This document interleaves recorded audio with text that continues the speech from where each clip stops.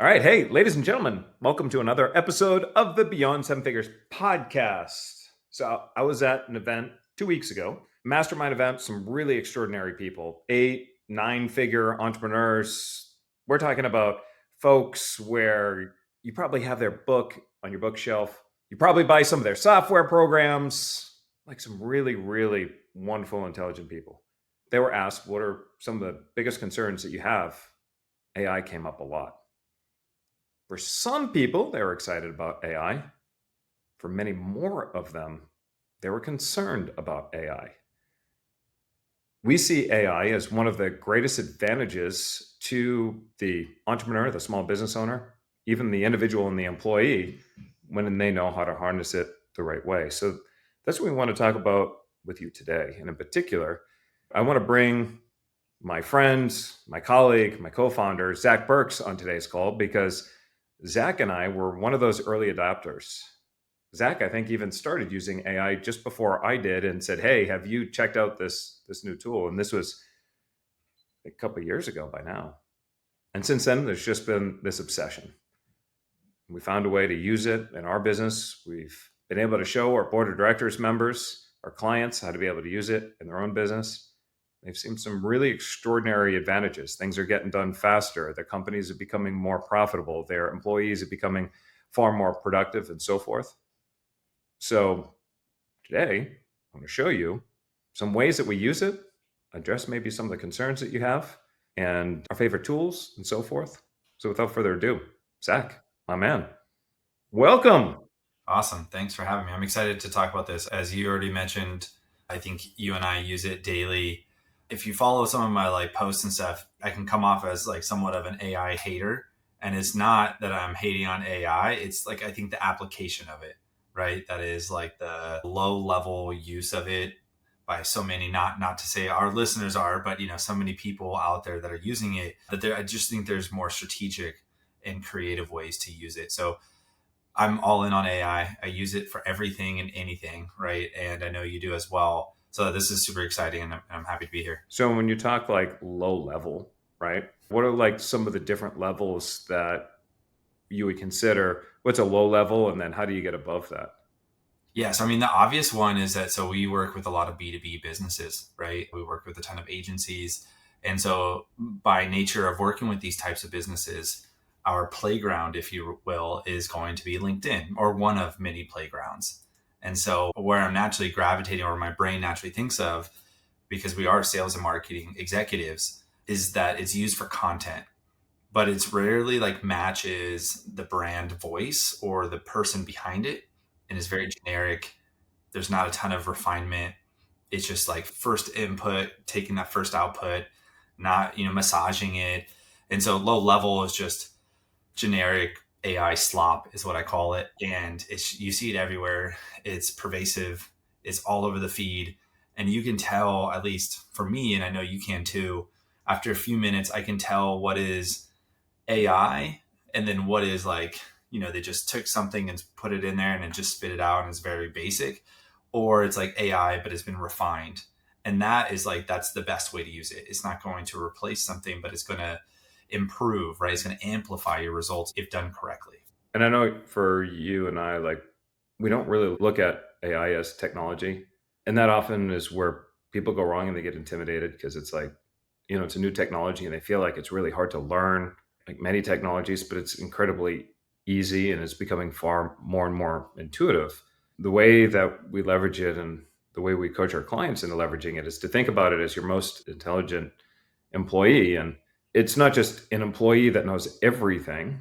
The way that you use AI is you say, okay, I'm going to have one employee that is focused in on this, and that becomes one chat thread, and one employee that is focused in on this, and one employee. So it's like very focused tasks. So, within your role, what AI employees would you say that you employ within in your role? Yeah, that's a good question.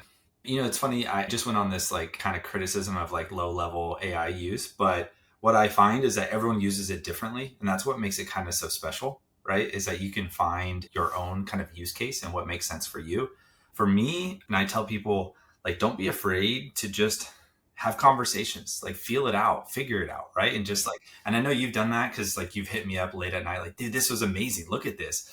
But like, just having like conversations with like a confidant, right? Like an assistant that's in your corner. Unless you do that, like you really struggle and get through it, I think it's just really hard to fully understand how AI works and where it's going, right? If you're just on the surface level and you're just having really rigid conversations that are just a couple times a day, if that, a couple times a week, it's difficult to see the value of it and it's difficult to see where it's going. Right. And so, but if you're just constantly in there and you're just feeling it out and you're struggling and maybe not like early stage to where it is now, like remember early, it's like, it'd be frustrating. Like, no, I told you this, and you'd have to go back and it like, but now it's just getting so much better.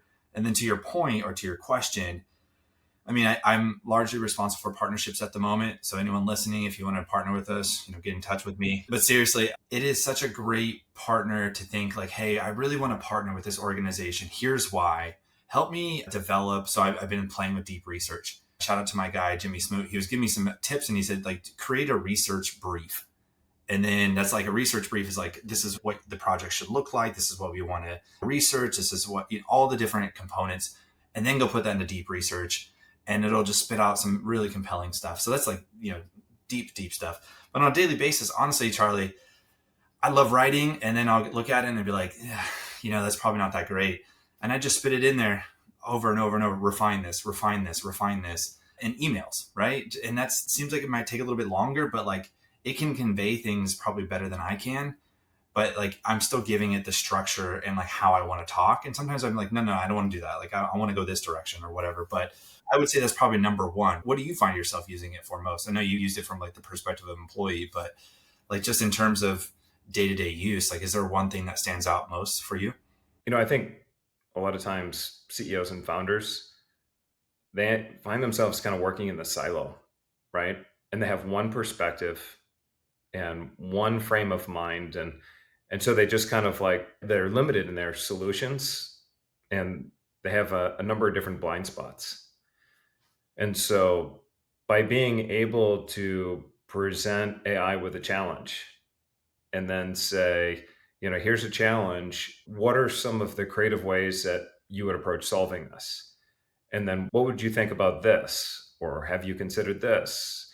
And then you just kind of go back and forth, back and forth, back and forth, just broadening your horizon to all the different opportunities. And then you find an opportunity and it's like, okay, now what would stop, prevent, or otherwise slow us down from being successful in deploying that inside of an organization? How would this solution differ if it was in this industry? And what about in this industry? And all of a sudden you start opening your eyes up to so much. That might be one. And AI is such a beautiful tool because it's one of the only tools that will allow and teach you how to compete against itself. So it's like so many people are worried about integrating AI in their business because they feel their employees feel threatened by it, that it may consolidate the workforce and they're going to be replaced. And that's like what the media loves talking about right now is how AI is a threat and people are going to be replaced and blah, blah, blah. And, it's not AI that is going to replace you. It's the person who knows how to use AI better than you do that's going to replace you, right? Because AI, in order for AI to work correctly, you have to have the best input. Like the output is only reflective of the input, right? So you have to make sure you have really good input to get the output. The only way you get the input is the context and the experience. But when I say compete against itself, we'll go through each one of the major roles of an organization. And for example, I went for a walk on the beach. I put my earpods in, and for about an hour and a half, I had this discussion with AI. And I said, so how would you anticipate the role of the B2B salesperson being disrupted by the year 2030? And then it just started spitting out these ideas of the ways, the B2B salesperson would be disrupted. It's like, okay, so then what are all the skills and abilities that need to be developed today in order to remain relevant by the year 2030? And it's like, well, these are the skills and abilities that would, so if you're a B2B sales, then you understand like, this is what you need to develop.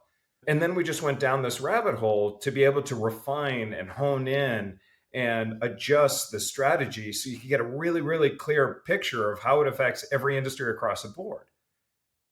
And you could do this with executive assistants. You could do this with, you name it, every role inside the business. And every industry is going to be disrupted.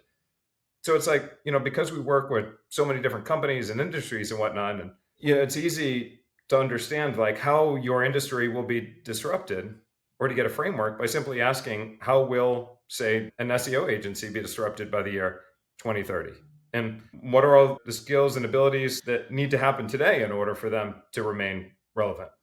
And it's like, it's that type of like deep, deep, deep thinking that allows you to continue to work with it and develop a relationship with it. A lot of people right now, there's this threat of, well, the coders, especially now with Claude 3.7 out there and Grok, people are saying, between Grok and Claude 3.7, like, that's it. Coders are going to be out of business. But you go through the same exercise. If you're a coder, right, how do you remain relevant? And it will tell you how to compete against itself. It's just a lot of evolution that's happening right now.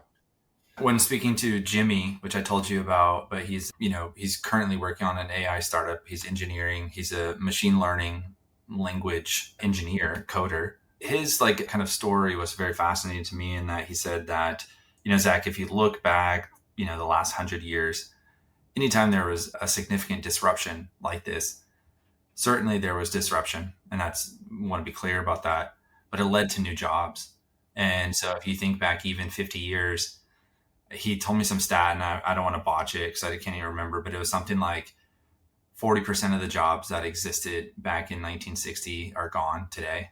They're just totally different, right? And it's like, yeah, I think about it, like what my grandfather was doing at my age is probably very different, like he was definitely not using AI for one. I tend to think of it from that perspective as well, Charlie, of like, it's going to disrupt and change. And so, for example, right, salespeople right now, a lot of follow-up is manual. And I was just reading this report earlier today that we're kind of going from like the early stages to what I was just complaining about with content generation and being very like just elementary in terms of like the thought process behind it. We're now moving towards a place where like AI will be able to, it's instead of like a reactive tool, it's a proactive assistant, right? So AI will soon tell me when I should follow up with a lead based on their behavior patterns. So they can mine our HubSpot and they'll be able to see, hey, this person, and we already do that ourselves, right? We already have our own lead scoring. We do all this manually, but there will be a time when it'll be able to go through our database. It'll see all the behavior patterns and et cetera. And they'll say, hey, Zach, follow up with Charlie, Joe, Stephanie, whatever, right? And it'll give me the list. And then it might even do it for me because we have agents now that are just doing these tasks, right? Oh, we noticed this pattern, this behavior. And so to your point though, in that like, if you're not here now, I just can't imagine that you're going to be able to get to a place in the future without some learning curve where you're going to be able to pick it up quickly, right? And so if you're just not using it at all, if you get to the stage where we have AI handling tasks for us, your mind is just going to be blown, right? Like, how do you even like assimilate to that? I don't know. Obviously everyone will eventually, but yeah, that would be my concern as a professional is like, I don't want to get left behind. I was watching this TV show not too long ago, and there was this guy that was in prison for decades, and he was wrongfully incarcerated, and then he was let out for the first time. And when he jumped out, I was thinking to myself, wow, I wonder if this guy knows about cell phones. I wonder if this guy has experienced like the internet, and then I'm like, my God, AI. And like he's going to come into this world and it's going to be the Jetsons, for him. It's going to be like, whoa, what's happening? And, it's like if you wait to integrate AI in your business, then it's like you're no different, other than you've heard the terms before, than that guy who's just finally got to freedom and said, okay, now I got to catch up. And the thing is, I understand why AI is intimidating. There's so many tools. They're coming out almost every single day. You've got ChatGPT, you've got Claude, you've got Gemini, you've got Grok, It's impossible to keep up. Yeah. It's impossible. Yeah, it's really, really hard to keep up with everything, and that's what can be most intimidating to people. But David Sandler wrote this book that I love, which was titled "You Can't Learn to Ride a Bike in a Seminar," right? And it's like that phrase, "You can't learn to ride a bike in a seminar," speaks perfectly with AI. Anybody that asks me, "Can I hire you to teach me how to use AI?" Yeah, and I'm like, "No, actually, we use it as part of our coaching, so you'll get a chance to use it. But you actually don't need me or don't need anybody else to teach you how to use it." Just like learning to ride a bike, it just starts by starting to just type. Know what you want, and it's like, if you didn't get this result the first way you typed it in, don't default to AI doesn't work, is which I often hear. You won't blame the paintbrush, right, for a bad painting. It's the painter that actually has a bad painting, and you're the one who's giving it the prompt. Default by AI, yes, AI will do it. You're wrong. Your prompt is wrong. So adjust the prompt and figure out how to ask better questions. Yeah. So let's dive into maybe some specific examples because I'm sure that would be helpful for some people. As I mentioned earlier, we use it all the time. I use ChatGPT. I think that just because I was like the first one that I got really, ingrained with, but I do like the others. I haven't tried DeepSeek yet. That sounds interesting. But Claude, Grok, all the others. It really, to me, seems like unless you're specifically looking to have your own local machine and do coding and all that stuff, like it probably is it's fine. Just pick one and start playing with it, right? Like just to get started. For me, like going back to the original thing that I mentioned, there's some AI tells for me when I see AI generated content. And I know I've told you this a few times, so we've talked about it. I think you and I probably have more of a critical eye when it comes to copy. I wouldn't proclaim to be a copywriter, but having worked with you and Tom for almost 10 years, I like to think I've picked up on like what good copy looks like. Now, if you ask me like what are the principles, I don't really know, but I know what it looks like and I can smell it. It's like, have you ever heard someone says like they understand the language, they don't speak it? That's kind of where I'm at when it comes to copy. And when I see posts on LinkedIn, if you're going to start doing it, there's two things I think that really are just bad that stand out to me. Number one is the overuse of M dashes. Suddenly there's just, like the hyphen, like everybody uses, every post has it. It's like, you didn't write it that way But before. it's the I know extra you long hyphen, not the small hyphen. It's the extra long. Yeah, the extra long. Right. So that's what I do. I end up breaking it to be like, nope, I'm different. And I split it up. But that's a really common one that you see in AI. It loves to use the long M dashes, like just loves it. Like in every response, it'll try to put it in there. So I just say, remove all M dashes.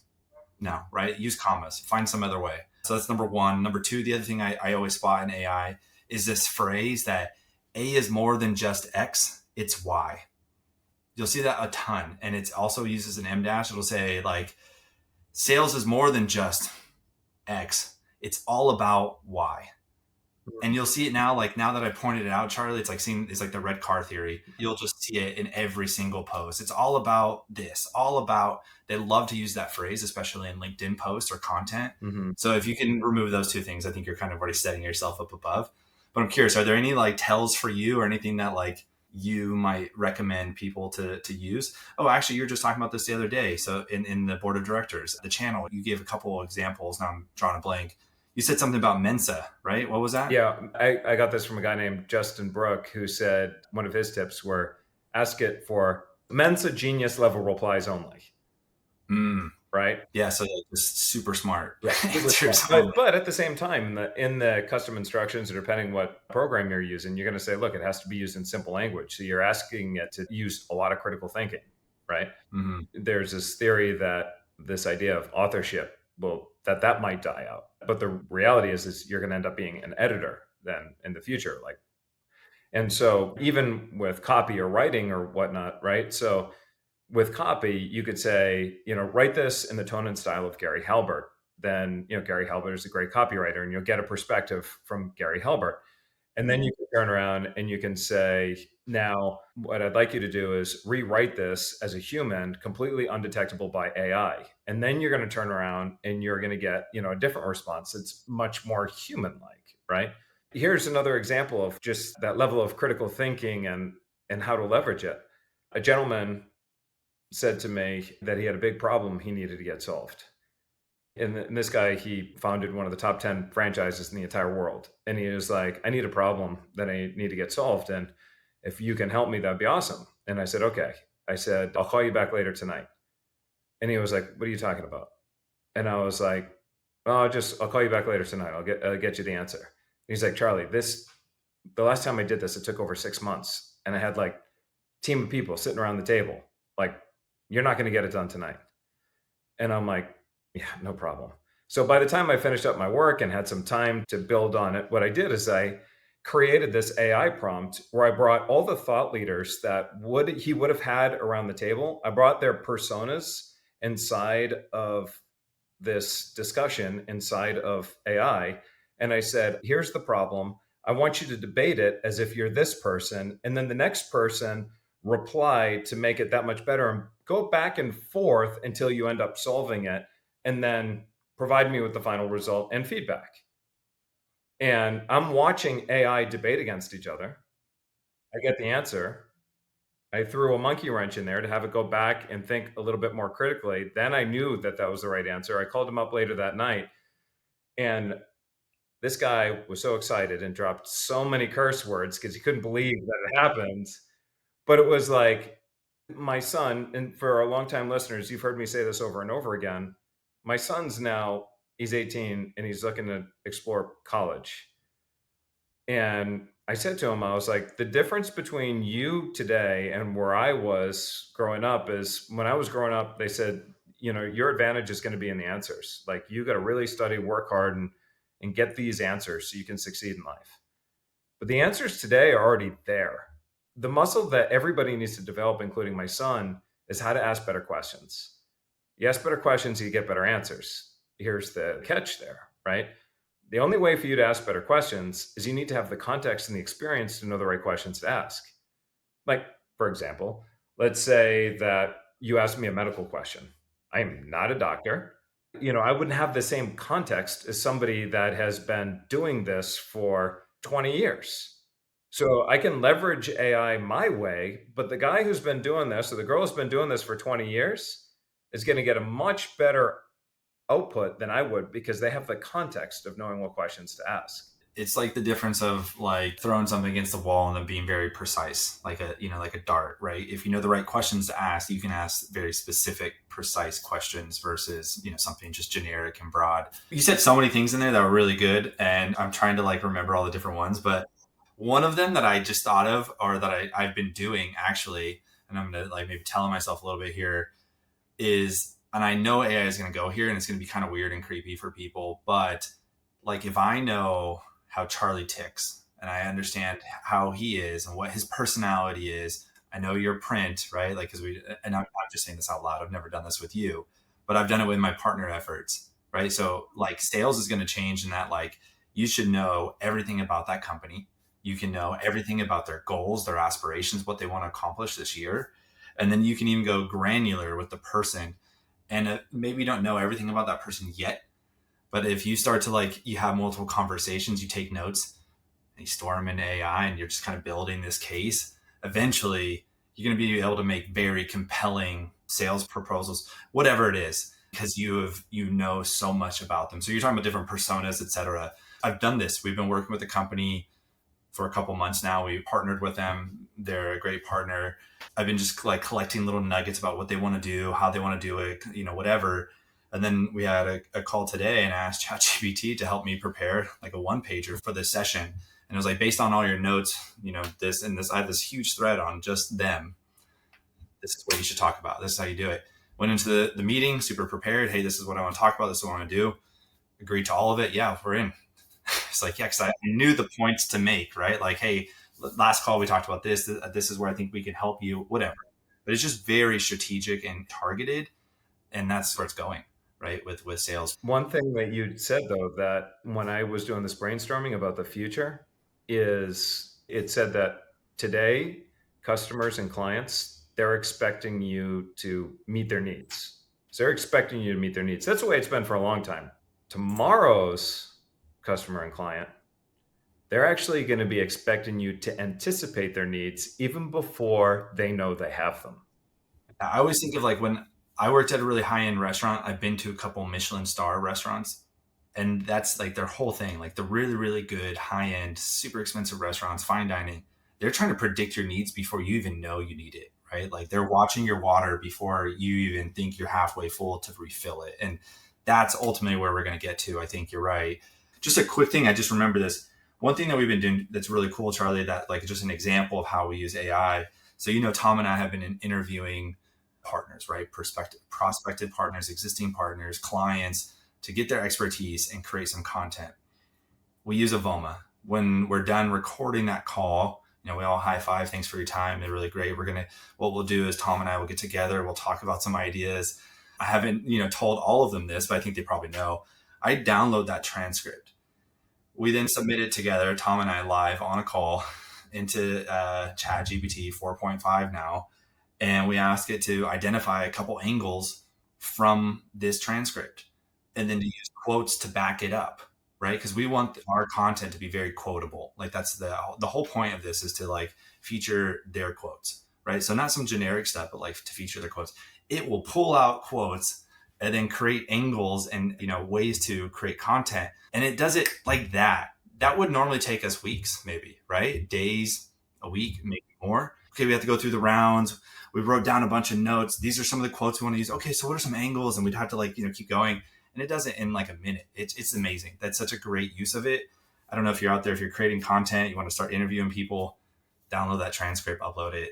Amazing what could happen from that. But anyway, that was just an example that you struck in my mind when you brought up something. And that's like when we talk about you can get things done faster, right? It's like that's an example that it was something that would take you a heck of a long time, and then boom, all of a sudden get it faster. While we're talking about AI too, it's like right now a lot of people are just leaning in on this idea that, my website shows up, in Google, and they're like, they think that's enough. But then without going down too far this rabbit hole, what you're already starting to see, and, Zach, I know you've mentioned this, Joe's mentioned this before, people are already starting to tell us, oh yeah, no, I'm here because AI told me to talk to you. And we're seeing an increase in voice search right now where people will be talking to AI and they'll say, find me the best business coach, or they'll be talking to AI and say, find me the best marketing agency in Jupiter, Florida, or whatever that might be, right? And so there's the voice search. And then if a much more popular search engine that continues to grow is Perplexity. And Perplexity is wonderful because it does all these searches. And then rather than just, Google, where you got to comb through a whole bunch of different pages to find the answer you want, it summarizes the best results and boom. And then Grok has really taken over in the last few weeks as a huge disruptor in the search industry as well. And so now people are using Grok a lot for searching, especially because it's the only search engine for real-time information right now. So it's like there's so much going on. If there's anything that you've heard from what Zach and I have been talking about right now, it's start using it. Now, if you haven't used it and if you're like, is it too late? The good news for you is that there might be a fraction of 1% of people that are actually using it for more than just writing an article or for more than just writing an email and so forth. When you try to push the limits as much as possible and use it and play with it and go deeper with it beyond just articles, use it for brainstorming and give it tasks to do and give it feedback like you'd be giving an employee feedback. I like this, but I don't like this. Then what you're going to find is the more you use it, the more proficient you become, the easier it's going to be for you. I mean, I'll give you another use case that we just did the other day. So we put up a landing page, and to be fair, it wasn't converting at the rate that we wanted it to convert at. We wanted to convert higher. So I took a snapshot of the landing page. I fed it into AI. I used both ChatGPT and Claude to compete against each other to see which one is actually going to give the better results. And I said, I want you to act as a CRO, a conversion rate optimization specialist, right? I want you to act as a CRO, and I want you to critically analyze this landing page and suggest different ways to improve its conversion rate. But I also added some context. I said, review the super consumer attached to this thread so you understand, who it is. And I asked it to go deeper into the consumer by understanding the pains, the wants, and blah, blah. So what I did is I gave it a task. I said, you're a CRO, understand our super consumer, and then adjust the landing page copy as necessary. And then all of a sudden, it just like showed me some different ways of looking at it that was different. It was unique. And a couple of these things, I'm like, damn, how did I not think about that? Right. It was really, really good. But that's just, a way we Yeah. leverage it. That's such a big one, though. I think that's probably the best way to explain AI, especially like with search. I don't use Google search anymore. I don't think I've Google searched anything because like it just lacks context now, right? Like, why would I go to Google and search for something that won't have the context of me, my business, whatever? Like, now to go on personal note, I'm a basketball player. I've played basketball for a long time. I've been struggling with like a plantar fasciitis thing. I asked it to help me build a rehab plan, right? Based on what you know about me, my height, size, all that stuff. And it was like, okay, let's do it. Next 4 weeks, this is what you're going to do. And it just built it out. Like, I can never Google search that, right? Because I can't Google search, plantar fasciitis rehab plan for 6'4", what, like it just wouldn't, there's not enough characters in a Google search to do that. But with AI, you can just be so specific and include necessary context to get a much better answer. And that's just probably the best way to describe AI. You're absolutely right. I know we're pushing up against the clock, but what I want our listeners to understand too is you're only limited by your imagination. I want you to think about that, right? You're only limited by your imagination. If you want to get better at AI, dare to dream, dare to ask it questions, push the limits. And when you get stuck, do something crazy and just be like, now answer this question as if you were Steve Jobs. It's going to give you a totally different response, but most people are going to use it the same way. And they're going to take the default answer that ChatGPT or Claude or anyone else gives you, and they're going to assume, okay, then that's the right answer. Remember, we talked context earlier. So give it a monkey wrench. How would Jeff Bezos respond to this? Or some others. There's a gentleman, I'm not going to give you his name because I want to respect his IP. But I had a coaching call with this particular gentleman, and he says, Charlie, I'm just a little more concerned about my IP right now. How do I protect my IP? Because I don't want to give it to AI. And I said, brother, let me tell you something. There's enough public information on you right now and your methodologies. You've had YouTube videos where you've given little snippets here and there. You have articles written about you. You have, podcasts that you've been on. I know all the information, and AI knows all the information that they need to create a complete profile about you. And he's like, I don't know about that. I go, watch this. And I went ahead, I prompted it, and I created something that was equally as good as he would have done. And he was floored. And he said, how did you do that? I go, for one, because I've worked with you for a while, so I understand the context to be able to ask the right question, to be able to get that out there. But two, it's because it's everywhere. You can't hide behind, this paywall anymore. Just a quick note on that. I was talking to Jimmy about this. Some companies have tried to gate their information and that they don't want it to be, and that could be a real thing going forward with AI. But he made a great point is like, okay, Zach, do you want to take your ball and go home and just not be included in the game? Because if you know that people are using AI for search now, but you effectively blocked that, you're just removing yourself from the marketplace. Like you're the only one that's being hurt is you. AI doesn't. He's like, AI doesn't give a shit. Like they don't, right? Like you want to take your ball and go home, go ahead. Someone else will fill that void. So I was like, oh, that's like, he's so right though. Like, why would I do that? Because then I'm cutting myself off from where the market is going. We know that, like it's going there. It's going to be, everyone's going to use it for search and everything else. So yeah, I'm not going to cut myself off to it now. That'd be foolish. Here's where it gets dangerous, right? So, and this is part of like the context. If everything that you've ever learned is in a textbook and you've only learned things from a textbook, that becomes dangerous because you can easily be replaced because you're not bringing anything new into the marketplace. It's all just from a textbook. One of the questions that I get all the time is, are you afraid that you're going to be replaced by AI? And before I fully understood it, you and I 2 years ago, like I remember we were concerned, like, is this an issue? Like, will business coaching be replaced? Now, many coaches, yeah, they're going to be replaced. But the thing is like we realized over time, the more and more we use it, that as it stands right now, we won't be replaced. And for our listeners, regardless of what your expertise is, you won't be replaced Because again, it comes down to the context that we talked about earlier. No one asked the right questions. And the best example was we have a client that put together this plan.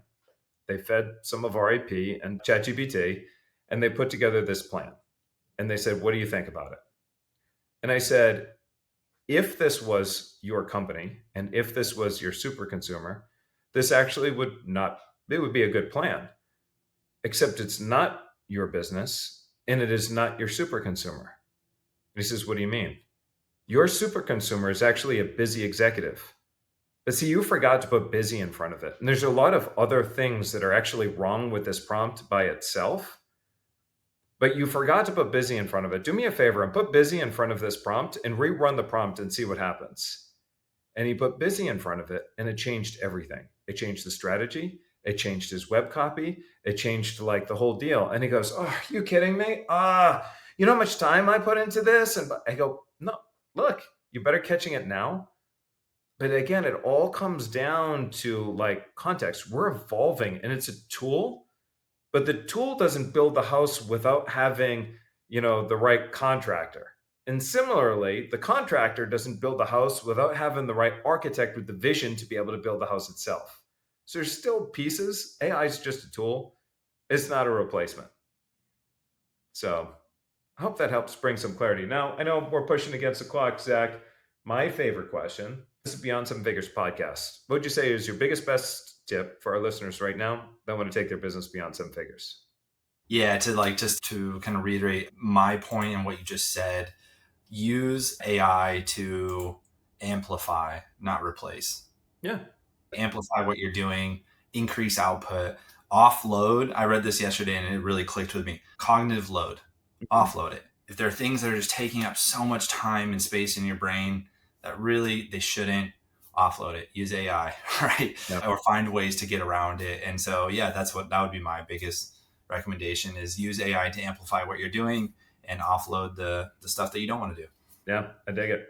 And I guess if I was going to answer that question myself, I would say make using AI a condition of employment within your organization.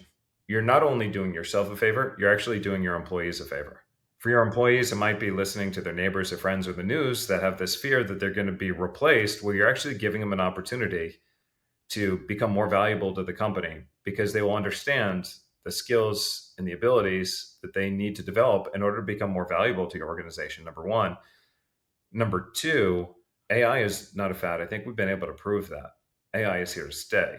So with AI being here to stay, they have to understand how to use the tools that are being presented to them in the way that's going to benefit the company the most. And that might just mean don't just type, write me an article on blah, blah, blah, or write me an email and just take it for face value. Like teach them how to write a great email using AI as opposed to just accept what is there in the first output, right? But just make it a condition of employment. And the easiest way that you can do that begins with one single prompt. It might be, please familiarize yourself with whatever your company name. I am a, say, executive assistant for this company. What are all the ways that I may be irrelevant by the year of 2030 in my role? What are all the ways? And then it'll spit it out and then follow with the next prompt. What are the skills and abilities that I need to develop today in order to remain relevant? And it'll tell you the skills and the abilities. And then now you've got a baseline and then just continue to use it. Know what you want, be clear on the output, give it feedback like you'd be giving an employee, and just play with it. For more tips, strategies, and information to grow your business faster, more predictably, and less dependent on you, check us out over at predictableprofits.com. Again, that's predictableprofits.com. We got a whole bunch of resources over there, including a way where you can download the Predictable Profits Playbook or actually get yourself a copy of the Predictable Profits Playbook. It's free. All you have to do is pay for shipping, and you can get that. You can also sign up online. You can get access to a diagnostic, learn a little bit more about the opportunities in your business, and it's fun. All right. So, hey, this is Charles Cadet with my buddy Zach Burks, and I will see you in another episode.